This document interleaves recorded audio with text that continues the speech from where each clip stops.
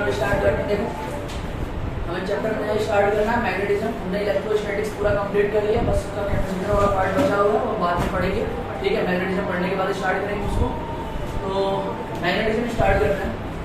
तो magnetism word के मतलब कभी सुना है मैग्नेटिज्म? कुछ भी? क्या सुना है magnetism word? Opposite poles attract करते हैं। और कुछ? मैग्नेटिज्म क्या अपोजिट पोल अट्रैक्ट करता है? हाँ, मैग्नेट के अपोजिट पोल्स अट्रैक्ट करते हैं। ठीक है, तो मैग्नेटिज्म है क्या?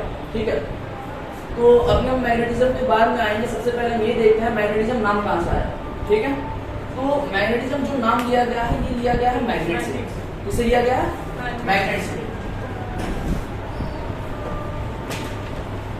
मैग्नेट क्या होता है हम सबको पता है, हमने बचपन में या मतलब हम हमेशा देखते रहते हैं मैग्नेट। बचपन में मैग्नेट से खेला भी होगा।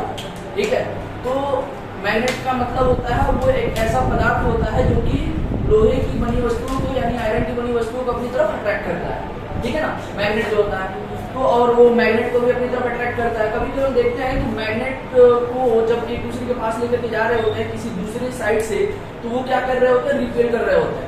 ठीक है, वो फिनोमिना में हम पढ़ेंगे क्यों रिपेल कर रहे होते हैं और क्यों मैग्नेट एक दूसरे को अट्रैक्ट कर रहे होते हैं, कब अट्रैक्ट करेंगे, कब रिपेल करेंगे, वो सब सारी चीजें पढ़ेंगे। सबसे पहले हम देख लेते हैं मैग्नेट। अब हम सोचेंगे कि मैग्नेट नाम कहाँ से पड़ा। ठीक है, तो ये मैग्नेट नाम कहाँ से आया? दरअसल क्या है ना कि सबसे पहले मैग्नेट की खोज आज से 2500 साल पहले, कितने साल पहले? 2500 साल पहले ग्रीस में हुई थी। ठीक है, आज से 2500 साल पहले मैग्नेट की खोज ग्रीस में हुई थी। सबसे पहले इसका यूज ग्रीक लोगों ने किया था। ठीक है, और ये सबसे पहले ग्रीक में पाया गया था और सबसे ज्यादा क्वांटिटी उस समय एक मैग्नीशिया नाम का डिस्ट्रिक्ट था ग्रीस का। ग्रीस में मैग्नीशिया नामक डिस्ट्रिक्ट था जहां पर सबसे ज्यादा ये पदार्थ पाया जाता था। उसी डिस्ट्रिक्ट के नाम पे इसका नाम मैग्नेट रख दिया। ठीक है ना, डिस्ट्रिक्ट का नाम क्या था? मैग्नीशिया। और ये कहाँ का डिस्ट्रिक्ट था? ग्रीस का।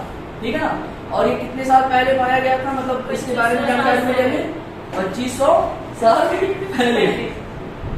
हंस क्यों रहे हो? ठीक है ना, या हम इसे कह सकते हैं कि 5th century BC, before Christ. ठीक है, अब उसके बाद से क्या हुआ कि चाइनीज लोग जो होते हैं वो कहीं आने जाने के लिए या समुद्र में एक निडल का यूज करते थे, और वो निडल बनी होती थी मैग्नेटाइट। इसकी बनी होती थी मैग्नेटाइट, जिसका केमिकल कंपोजिशन होता है आयरन ऑक्साइड। ठीक है, एक निडल का यूज करते थे।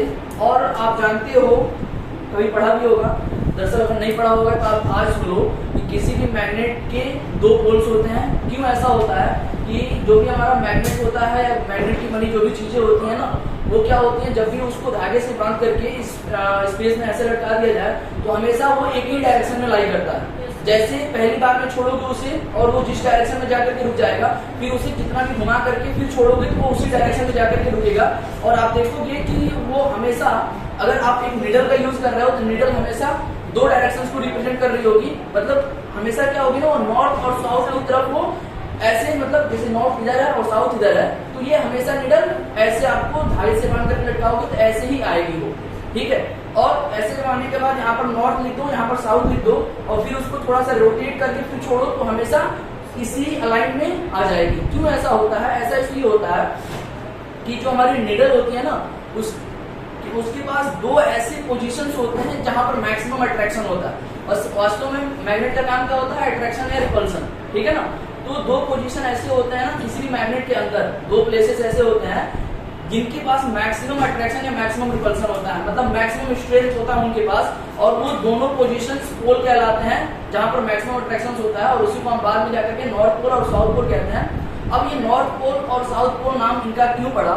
क्योंकि जब भी इनको लटकाया जाता था तो ये क्या होता था, हमेशा नॉर्थ और साउथ के अलाइन में आ जाते थे। ऐसा क्यों होता था कि ऐसा क्यों इसलिए होता था कि बाद में ये चीज पता चली लगभग 1600 ईस्वी में। ठीक है ना, ये बात पता चली कि जो हमारा अर्थ है ना, ये भी एक मैग्नेट की तरह काम करता है। जो हमारा अर्थ है ये भी एक मैग्नेट की तरह काम करता है। तो दरअसल ये मैग्नेट की थोड़ी बहुत जानकारी थी जिसको बताना जरूरी था, और हम जानते हैं मैग्नेट अट्रैक्शन, मैग्नेट के साथ अट्रैक्शन होता है, रिपल्सन होता है।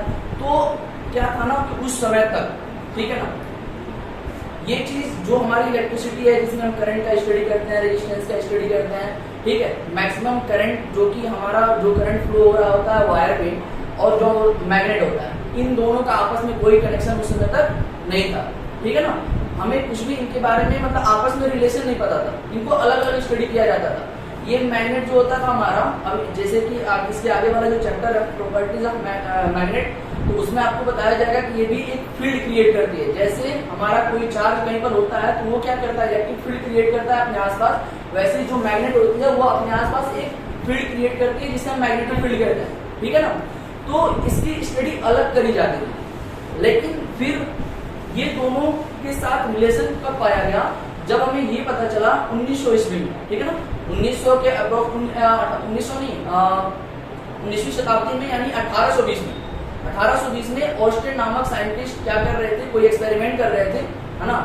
किसी वायर में करंट फ्लो हो रहा होता और कोई एक्सपेरिमेंट कर रहे थे, तो उन्होंने ये पाया कि वो जो जिस वायर में करंट का फ्लो कराया जा रहा, उस वायर के अक्रॉस, उसके अगल बगल एक मतलब अलग सी इलेक्ट्रिक फील्ड नहीं था, वो कुछ अलग सा फील्ड क्रिएट हो रहा था, मतलब अलग सा कोई फोर्स लग रहा होता किसी दूसरे चार्ज जो मूव कर रहा था।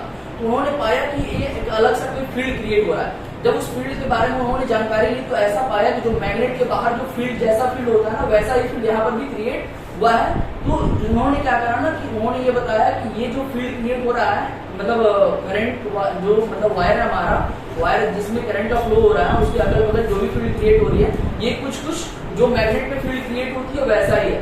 फिर आगे फर्दर स्टडी करके पाया गया कि वो वास्तव में वो भी मैग्नेटिक फील्ड ही है, ठीक है। हमें इस चैप्टर में यही स्टडी करना है कि किसी वायर में अगर करंट का फ्लो कराया जा रहा है तो उसके अगल बगल यानी उसके सराउंडिंग में एक फील्ड क्रिएट हो जाता है और वो मैग्नेटिक फील्ड होता है, और उसी को हमें कैलकुलेट करना है, या डिफरेंट पोजीशंस के लिए डिफरेंट करंट कैरिंग वायर के लिए हमें क्या करना है, मैग्नेटिक फील्ड ही कैलकुलेट करनी है। दरअसल ये मैग्नेटिक फील्ड वही होती है जो मैग्नेटिक फील्ड मैग्नेट के द्वारा जनरेट होती है, बस फर्क इतना है कि इसमें वायर में करंट फ्लो के द्वारा जनरेट हो रही है और वहां पर मैग्नेट के द्वारा जनरेट हो रही होती है।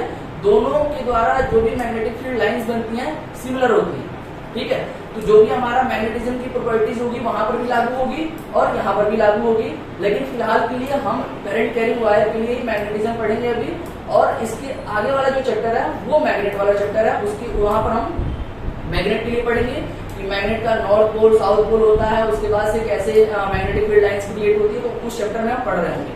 फिलहाल में इस चैप्टर में क्या पढ़ना है, किसी वायर में करंट फ्लो हो रहा है तो उसके सराउंडिंग में एक फील्ड क्रिएट हो जाती है जिसे मैग्नेटिक फील्ड कहते हैं, और उसी को हमें कैलकुलेट करना है। जैसे जैसे हमने इलेक्ट्रिक फील्ड कैलकुलेट किया था ना सराउंडिंग, मतलब जैसे कि किसी करंट कैरिंग वायर के लिए, रिंग के लिए, ठीक है, सबके लिए क्या किया था हमने, इलेक्ट्रिक फील्ड जैसे कैलकुलेट किया था वैसे ही मैग्नेटिक फील्ड भी इस चैप्टर में कैलकुलेट करनी है। बात समझ में आ गई?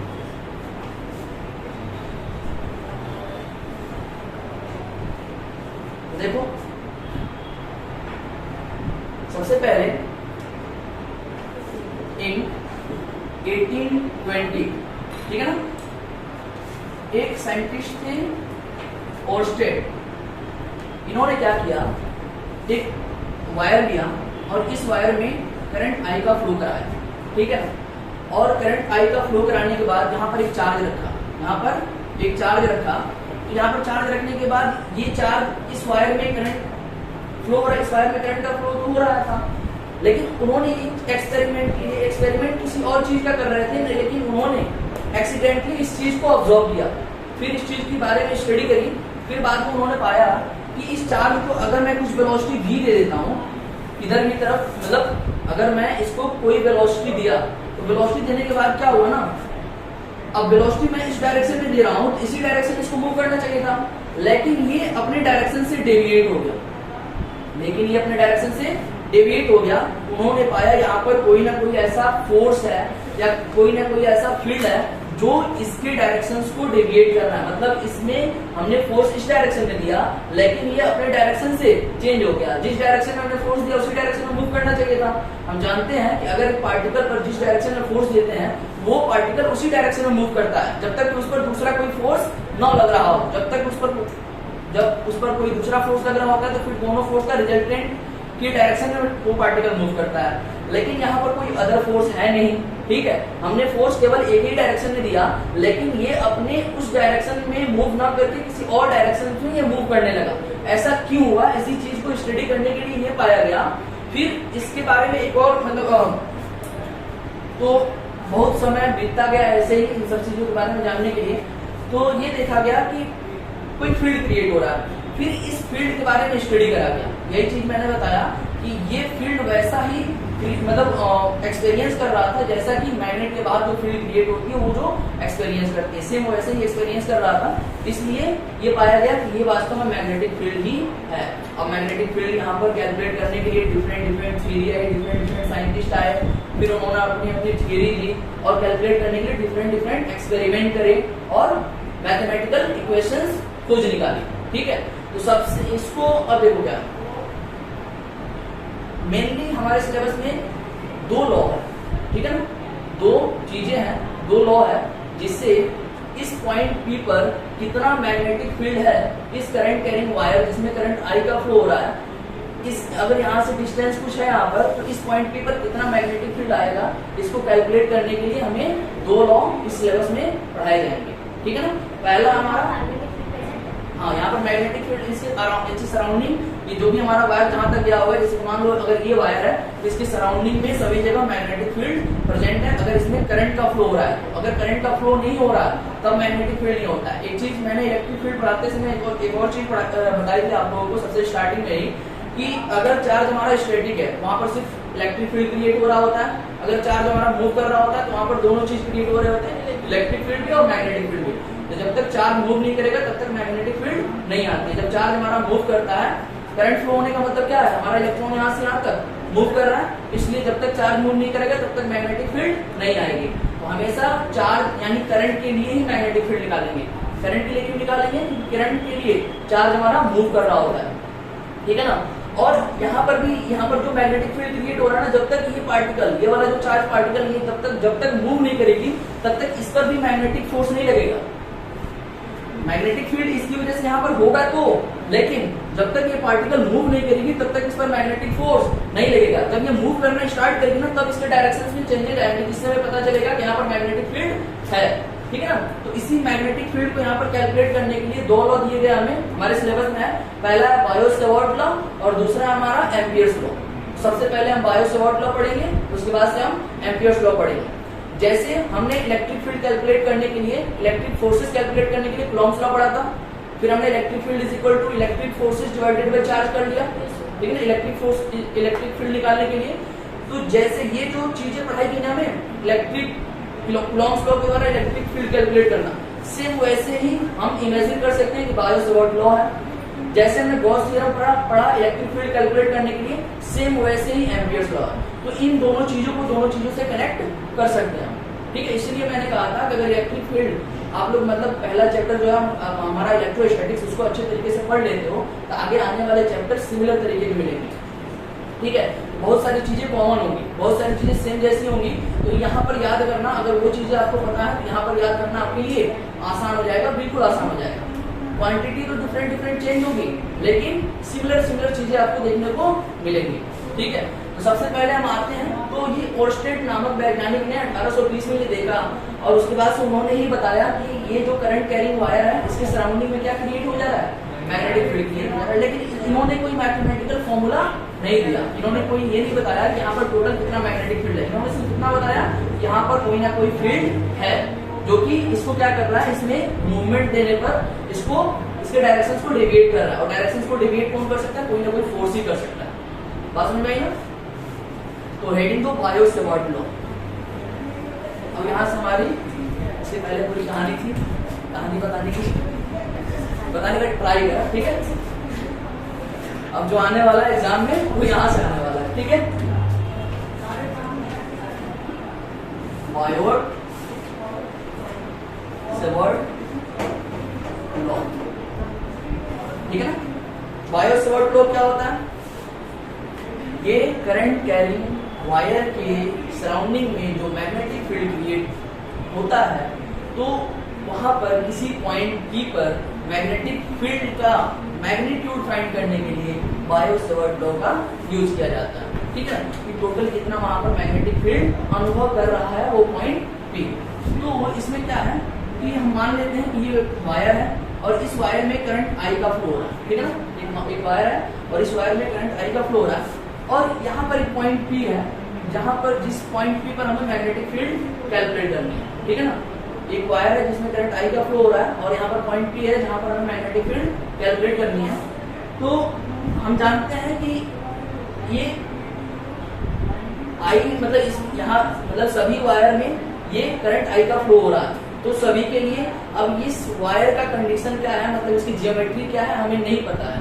ठीक है, बाद में इसकी ज्योमेट्री अलग अलग लेकर के, जैसे कि स्ट्रेट लाइन लेंगे, कभी कभी रिंग लेंगे, कभी मतलब डिफरेंट वायर लेते रहेंगे, लेकिन फिलहाल के लिए हमें इसकी ज्योमेट्री नहीं पता है। तो हम इसके लिए क्या करेंगे, एक छोटा सा एलिमेंटल स्ट्रिप लेंगे और उस एलिमेंटल स्ट्रिप की वजह से यहाँ पर मैग्नेटिक फील्ड निकालने की कोशिश करेंगे। बाद में अगर हमें ज्योमेट्री पता चल जाती है तो हम क्या करेंगे, उसी एलिमेंटल स्ट्रिप को इंटीग्रेट कर देंगे तो हमें टोटल मैग्नेटिक फील्ड मिल जाएगा।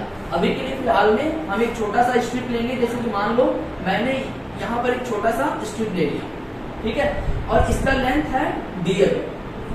ठीक है, तो इसका लेंथ है dl और यहाँ से इस एलिमेंटल स्ट्रिप जो है, और मैंने इसको थोड़ा सा बड़ा दिखाया है लेकिन वास्तव में ये होता बिल्कुल छोटा है। एलिमेंटल स्ट्रिप का मतलब ये वास्तव में एक पॉइंट ही है। ठीक है ना, तो यहाँ से इस पॉइंट P की जो डिस्टेंस है वो मान लेता हूँ कि मैं r है। ठीक है, और ये r क्या है, r एक वेक्टर है और ये dl भी एक वेक्टर है जिसका डायरेक्शन इस तरफ है, और जो dl वेक्टर है और जो r वेक्टर है इन दोनों के बीच का एंगल थीटा है, मैं ऐसा मान करके चल रहा हूँ। और हमें इस पॉइंट P पर मैग्नेटिक फील्ड कैलकुलेट करनी है, तो हमने एक छोटा सा स्ट्रिप माना हुआ है जिसकी वजह से हम यहाँ पर मैग्नेटिक फील्ड कैलकुलेट करेंगे। तो छोटा सा ही मैग्नेटिक फील्ड आएगा, उस मैग्नेटिक फील्ड को मैं मान लेता हूँ dB। ठीक है, तो बायो-सेवर्ट लॉ के द्वारा, यानी बायो-सेवर्ट नामक जो साइंटिस्ट था उन्होंने बताया कि जो हमारा dB होगा वो डायरेक्टली प्रोपोर्शनल टू I होगा। मतलब इस वायर में जितने करंट का फ्लो हो रहा है उसके डायरेक्टली प्रोपोर्शनल होगा, और यही dB डायरेक्टली प्रोपोर्शनल होगा dl cross r divided by r cube के। ठीक है ना, dl यानी कि dl, ठीक है, क्रॉस r ये वाला वेक्टर है, r ये वाला वेक्टर है और dl ये वाला वेक्टर है, तो dl cross r divided by r cube का मतलब क्या है, ये जो r वेक्टर है मतलब इस dl एलिमेंटल स्ट्रिप से पॉइंट P के बीच का डिस्टेंस जो है वो इसका मैग्नीट्यूड होगा ना, और उसी मैग्नीट्यूड का क्या है, क्यूब है, इसके डायरेक्टली प्रोपोर्शनल होगा। इसके पीछे भी एक कहानी है कि डायरेक्टली प्रोपोर्शनल कैसे होगा, लेकिन उतने डिटेल में जाने की जरूरत हमें नहीं है।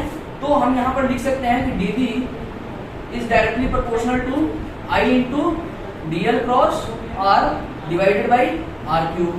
जब ये प्रोपोर्शनल हटेगा हमारा यहाँ से तो एक प्रोपोर्शनलिटी कांस्टेंट आएगा जिसको हम k कह देते हैं, तो k into I into dl cross r divided by r cube. समझ में आ रहा है? जैसे कि फोर्स इज डायरेक्टली प्रोपोर्शनल, जैसे कि कूलॉम लॉ मैंने पढ़ाया था। ठीक है, उसमें क्या कहा था, force is directly proportional to Q1 into Q2 and inversely proportional to R square. फिर हमने इसको कंबाइन करके सॉल्व करा था तो वहां पर एक प्रोपोर्शनलिटी कांस्टेंट आया था।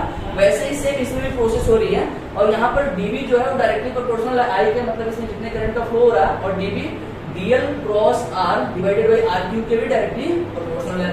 दोनों को कंबाइन करके लिखेंगे तो कुछ ऐसा होगा। प्रोपोर्शनल को हटाएंगे तो प्रोपोर्शनलिटी कांस्टेंट आएगा k। ठीक है,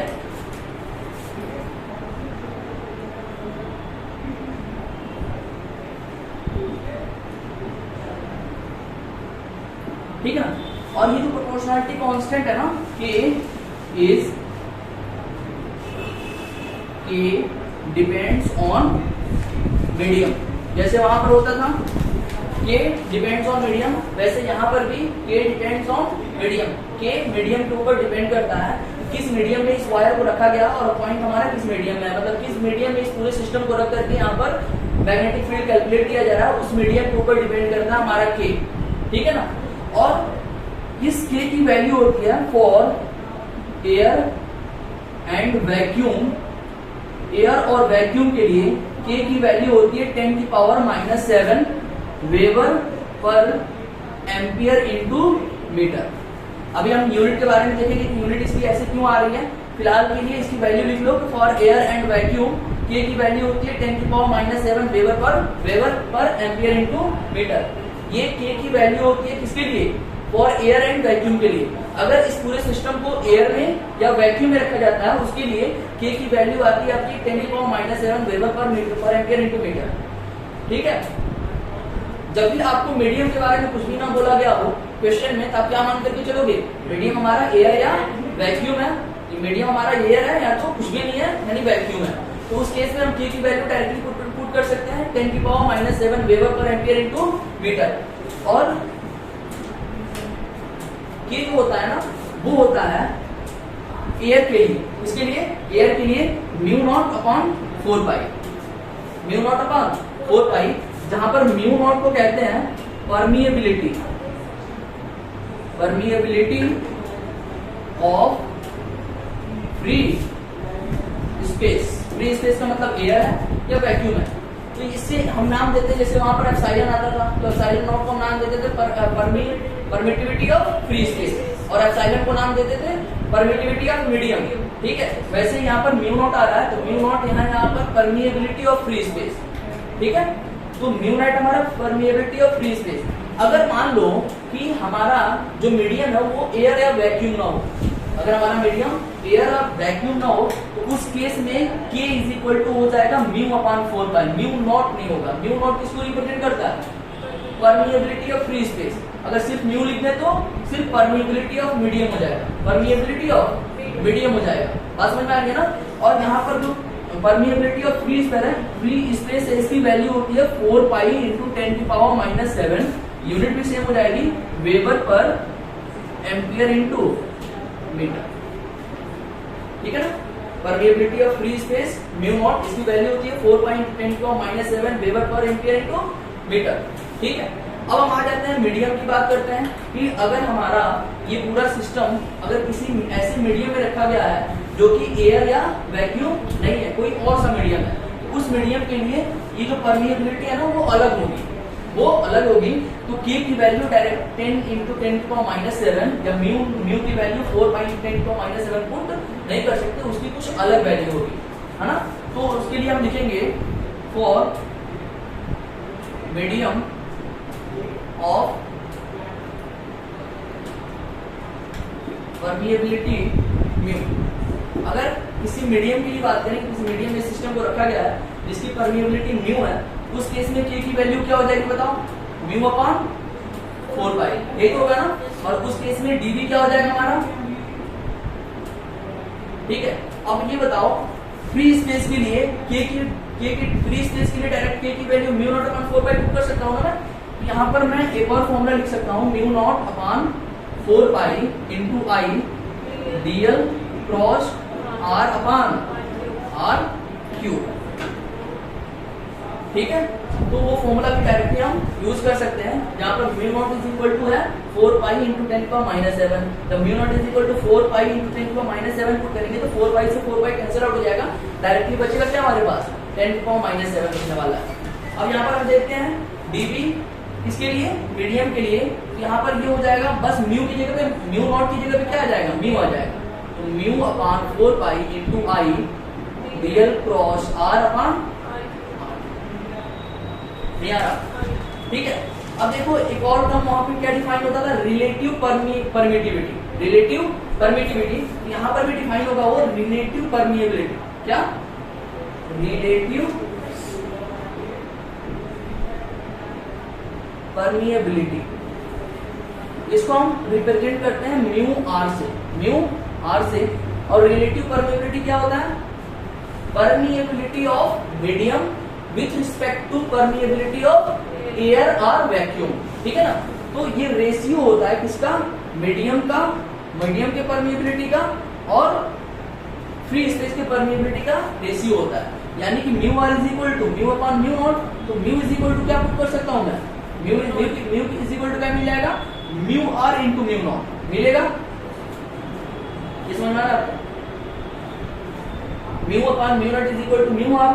μ0 इधर आएगा तो क्या हो जाएगा? μr × μ0 that = mu. तो क्या मैं यहाँ पर म्यू की जगह पे ये पुट कर सकता हूँ?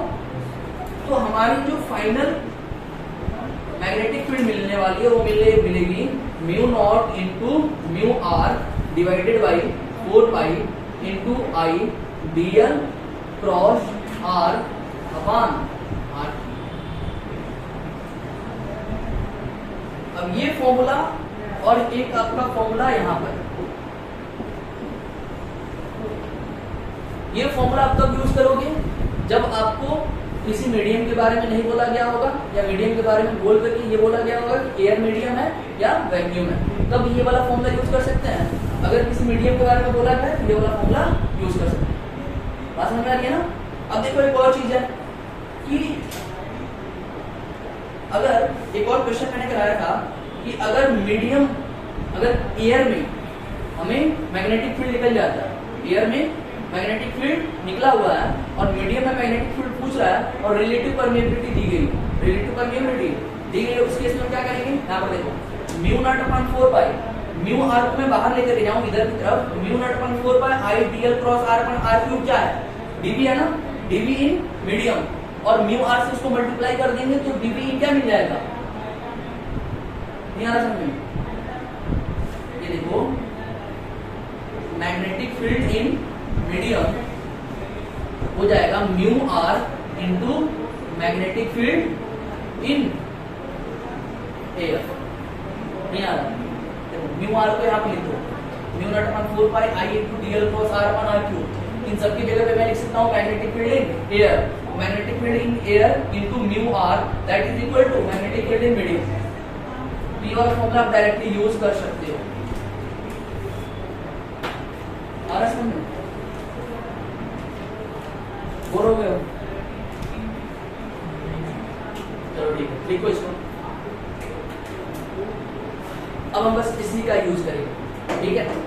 ये तो आपका मैंने बता दिया कि अगर मीडियम में कोई और मीडियम दे देता है, और मैं यहाँ पर ये वाला म्यू आर लिखने का रीजन क्या है? क्योंकि आपको मीडियम की रिलेटिव परमिएबिलिटी दी जाती है, मीडियम की परमिएबिलिटी नहीं दी जाती, सॉरी परमिएबिलिटी, मीडियम की परमिएबिलिटी नहीं दी जाती। म्यू आपको नहीं देगा, आपको क्वेश्चन में देगा क्या देगा? म्यू आर देगा, रिलेटिव परमिएबिलिटी देगा, म्यू नहीं देगा। इसलिए मुझे ये कराना पड़ रहा है यहाँ पर। तो आपको ये वाला फॉर्मूला याद रखना पड़ेगा या ये वाला फॉर्मूला याद रखना पड़ेगा? ये एयर या वैक्यूम के लिए और ये मीडियम के लिए, ठीक है? अब हम जनरल केसेस में जब भी हम क्वेश्चंस कर रहे होंगे या डेरिवेशन कर रहे होंगे तो इसी वाले फॉर्मूले को लेकर के चलेंगे। हम मीडियम हमेशा क्या मान करके चलेंगे? एयर मान करके चलेंगे, ठीक है ना? डाले सब कुछ लिखना है?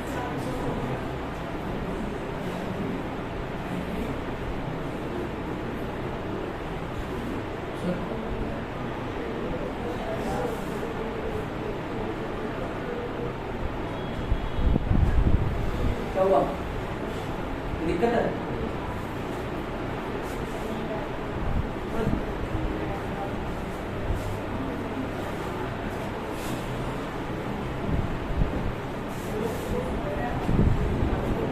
अगर मैं आपसे क्वेश्चन करूं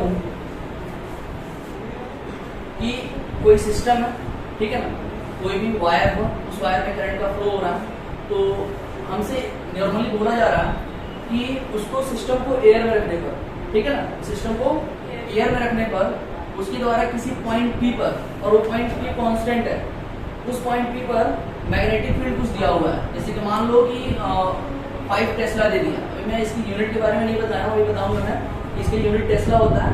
तो 5T दे दिया, 5 टेस्ला, ठीक है? और किसी मीडियम की रिलेटिव परमिएबिलिटी है 5, किसी मीडियम की रिलेटिव परमिएबिलिटी 5 है। आपसे पूछा जाए कि उस मीडियम में इस सिस्टम को रखने पर पॉइंट पी पर कितना मैग्नेटिक फील्ड होगा? क्वेश्चन समझ में आया? क्वेश्चन समझ में आया? हाँ, 5 टेस्ला मैग्नेटिक फील्ड है, magnetic field in air. Air में रखने पर पॉइंट पी पर मैग्नेटिक फील्ड आ रहा है 5 टेस्ला, और किसी मीडियम की रिलेटिव परमिएबिलिटी 5 है। उस मीडियम में इस सिस्टम को रखने पर पॉइंट पी पर टोटल मैग्नेटिक फील्ड कितना होगा? 25। और यही केस हम फोर्स के लिए कर रहे थे, इलेक्ट्रिक फोर्स के लिए। उसमें रिलेटिव परमिटिविटी से डिवाइड कराया गया था, लेकिन इसमें मल्टीप्लाई करा जा रहा है, ये चीज ध्यान रखना। क्या हो जाएगा?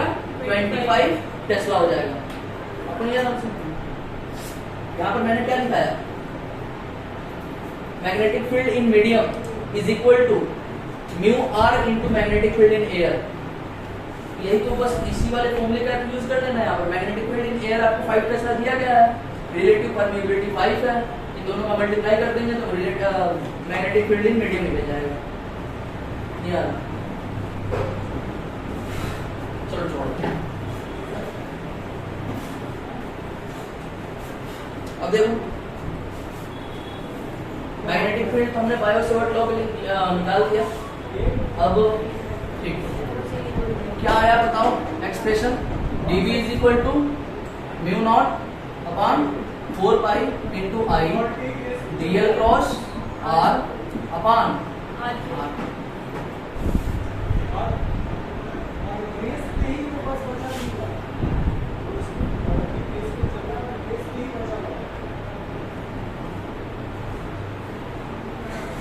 ठीक है, इसी कंडीशन के लिए ये निकाला गया है। ये क्या है? ये वेक्टर फॉर्म में है ना, और मैग्नेटिक फील्ड एक वेक्टर क्वांटिटी होती है। तो सबसे पहले मैग्नेटिक फील्ड का एक डेफिनेशन ये कर लो ना, सारा चीज मैग्नेटिक फील्ड लिखो, मैग्नेटिक फील्ड हेडिंग दो और उसका डेफिनेशन लिखो। मैग्नेटिक फील्ड हेडिंग देके तो उसका डेफिनेशन लिखो। Magnetic field is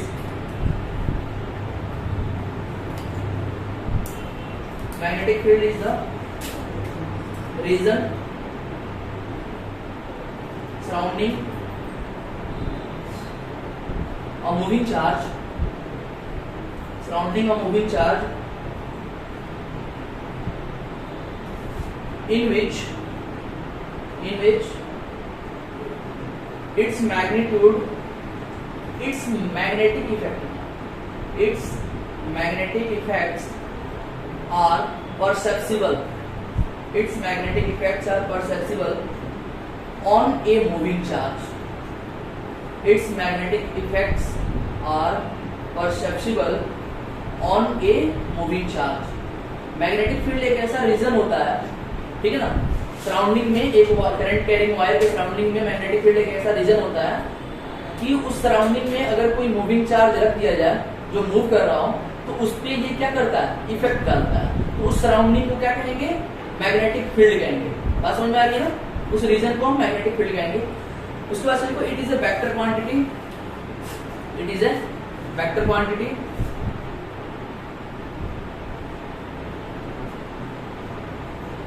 it is also called as magnetic induction vector. Magnetic induction vector. It is also called as magnetic induction vector. Magnetic induction vector and magnetic flux density. And magnetic flux density. ठीक है ना, magnetic flux density. अब देखो ये एक vector quantity होती है, इसका जो एसआई यूनिट होता है टेस्ला होता है। इसका एसआई यूनिट टेस्ला होता है, जिसको हम कैपिटल टी से रिप्रेजेंट करते हैं। इसकी एसआई यूनिट एक और होती है weber per metre square. Weber per metre square magnetic field की एक और एसआई यूनिट होती है। मतलब यूनिट तो दोनों सेम ही है ना, लेकिन ये है हमारा इलेक्ट्रिक फ्लक्स के टर्म में। चूंकि जो हमारा इलेक्ट्रिक फ्लक्स होता है, मैग्नेटिक फ्लक्स, अभी इसके बारे में हमने पढ़ा नहीं है, पढ़ेंगे इसके बाद आगे आने वाले लेक्चर्स में। मैग्नेटिक फ्लक्स जो होता है ना उसकी यूनिट होती है वेबर। क्या होता है? वेबर। और ये मैग्नेटिक फ्लक्स डेंसिटी होता है। जो हमारा मैग्नेटिक फील्ड होता है वो मैग्नेटिक फ्लक्स डेंसिटी का मतलब magnetic flux divided by area. Magnetic flux divided by area, तो एरिया का यूनिट मीटर स्क्वायर होता है। तो हम ये क्या हो जाएगा? Tesla is equal to weber per metre square. Magnetic flux की एसआई यूनिट वेबर है और magnetic field is equal to होता है magnetic flux divided by area, यानी मैग्नेटिक फ्लक्स का यूनिट डिवाइडेड बाय एरिया का यूनिट। मैग्नेटिक फ्लक्स का unit weber है और एरिया का यूनिट मीटर स्क्वायर। तो ये इसकी एसआई यूनिट होती है। कौन सी यूनिट होती है? एसआई यूनिट होती है। इसकी एक सीजीएस यूनिट होती है गाउस, गाउस, जिसको हम कैपिटल जी से रिप्रेजेंट करते हैं। इससे रिप्रेजेंट करते हैं, कैपिटल जी से रिप्रेजेंट करते हैं। और 1 gauss is equal to 10⁻⁴ tesla होता है। 1 gauss is equal to 10⁻⁴ tesla होता है। इतनी बातें समझ में आ गई? मैग्नेटिक फील्ड की डेफिनेशन हो गई। Magnetic field is vector quantity, magnetic field की यूनिट्स हो गई सारी, और मैग्नेटिक फील्ड का एक्सप्रेशन आपके सामने दिखाई दे रहा है। और इसी एक्सप्रेशन का यूज करना है हमें जब भी कोई भी डेरिवेशन कर रहे होंगे, हमेशा उसको एयर में या वैक्यूम में मान करके चलेंगे उस पूरे सिस्टम को। तो उसके लिए हम फॉर्मूला यूज कर सकते हैं मैग्नेटिक फील्ड का, μ0/4πI × dl × r/r3। अब यहाँ पर देखो आप, ये हमारी डीएल वेक्टर है, ये हमारा कौन सा वेक्टर है? डीएल वेक्टर, और ये हमारा आर वेक्टर है। डीएल वेक्टर और आर वेक्टर के बीच एंगल थीटा है, दिखाई दे रहा है ना आपको? अब एक चीज बताओ कि ए क्रॉस बी का मैग्नीट्यूड क्या होता है? ए क्रॉस बी का magnitude A B sine theta होता है ना? ए क्रॉस बी का magnitude A B sine theta होता है। हमें ये वाला जो एक्सप्रेशन मिला ना वो वेक्टर फॉर्म में मिला है। तो हमें मैग्नेटिक फील्ड का वेक्टर है, दो चीजें होती है, एक मैग्नीट्यूड होता है, डायरेक्शन होता है। ये वेक्टर फॉर्म में तो मिल गया, लेकिन हमें मैग्नीट्यूड की भी जरूरत पड़ेगी, डायरेक्शन की भी जरूरत पड़ेगी। और कभी भी हम कोई भी डेरिवेशन कर रहे होंगे तो सिर्फ हम मैग्नीट्यूड ही निकालेंगे। डायरेक्शन निकालने का राइट हैंड थंब रूल से हम डायरेक्टली डायरेक्शन निकाल सकते हैं, तो वेक्टर फॉर्म में इसे कैलकुलेट करने की जरूरत नहीं है डेरिवेशन के लिए। तो ये हमें पता होना चाहिए कि dv vector is equal to μ0/4πI dl × r/r3 होता है, ठीक है। लेकिन अब इसका हम मैग्नीट्यूड निकालेंगे, मैग्नीट्यूड को dv से रिप्रेजेंट करते हैं सिर्फ, तो dv इज इक्वल टू हो जाएगा μ0I/4π। तो हमें क्या निकालना पड़ेगा? dl × r का मैग्नीट्यूड निकालना पड़ेगा, क्योंकि यही तो वेक्टर है हमारा यहाँ पर। और हम जानते हैं a cross b is equal to A B sine theta, तो dl × r is equal to क्या हो जाएगा? dl × r साइन थीटा होगा ना। तो dv is equal to μ0I/4π हो जाएगा dl × r × sine theta divided by r3। यहाँ से देखो एक r से इसका एक r कैंसिल आउट हो जाएगा, तो हमारे पास dv का मैग्नीट्यूड निकल करके आने वाला μ0I/4π dl sine theta upon r²।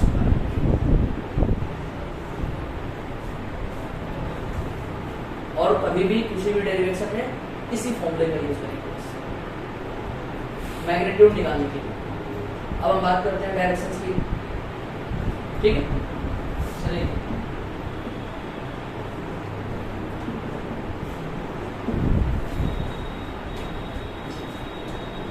अगर हम डायरेक्शंस की बात करें तो हम जानते हैं a क्रॉस b का डायरेक्शन निकालना आता है हमें, a क्रॉस b का डायरेक्शन निकालना आता है हमें। हमने पढ़ा था वेक्टर पढ़ते हुए c is equal to a cross b अगर हो तो c का डायरेक्शन किस तरफ होगा? c is equal to a cross b का मतलब c का डायरेक्शन किस तरफ आएगा? ab के बीच में। बोलो, आपको पता है? वेक्टर पढ़ा ना? c vector is equal to क्या होगा? इसे दोनों वेक्टर का क्रॉस प्रोडक्ट, तीसरा एक वेक्टर ही आता है। वेक्टर आने के बाद इसकी दो चीजें होंगी, एक मैग्नीट्यूड होगा, एक डायरेक्शन होगा। तो डायरेक्शन बताने के लिए हम कौन से रूल को अप्लाई करते हैं? राइट हैंड थंब रूल को अप्लाई करते हैं। राइट हैंड थंब रूल के द्वारा ही ना सी वेक्टर का डायरेक्शन हम पता करते हैं। उसमें हम क्या करते हैं, पहला जो वेक्टर होता है उसके डायरेक्शन में अपने हाथ के पंजे को रखते हैं, ठीक है, और दूसरे डायरेक्शन की तरफ मोड़ते हैं। जो हमारे अंगूठे का डायरेक्शन होता है वही हमारे सी वेक्टर का डायरेक्शन देता है। या ऐसा कह सकते हैं कि सी वेक्टर का डायरेक्शन इन दोनों वेक्टर की परपेंडिकुलर होता है।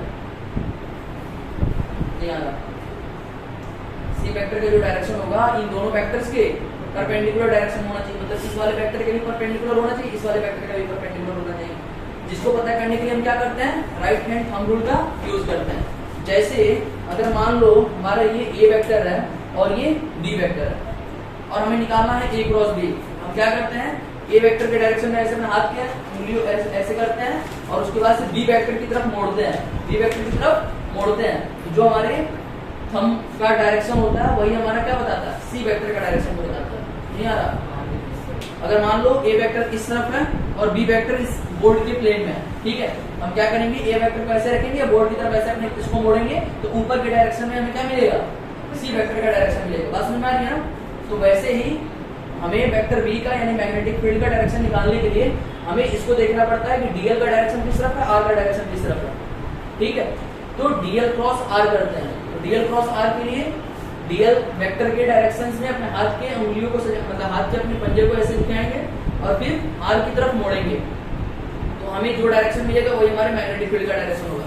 यहाँ पर आप देखो डीएल का डायरेक्शन इधर की तरफ है, हमने अपने हाथ को ऐसे सजाया, ठीक है, और आर की तरफ मोड़ेंगे, हमने मोड़ा ऐसे, तो ये जो हमारे अंगूठे का डायरेक्शन होगा वही किसको बताएगा, मैग्नेटिक फील्ड के डायरेक्शन को बताएगा, बोर्ड के अंदर की तरफ जा रहा है, ठीक है। और मैंने बताया था बोर्ड के अंदर की तरफ के डायरेक्शन को क्रॉस से रिप्रेजेंट करते हैं और बोर्ड से बाहर की तरफ के डायरेक्शन को डॉट से रिप्रेजेंट करते हैं। तो बोर्ड के अंदर की तरफ डायरेक्शन आ रहा है, उस केस में इसको क्रॉस से रिप्रेजेंट करेंगे। तो मैग्नेटिक फील्ड का डायरेक्शन बोर्ड के अंदर की तरफ है, तो हम यहाँ पर क्रॉस से दिखा देंगे इस मैग्नेटिक फील्ड का डायरेक्शन बोर्ड के अंदर की तरफ।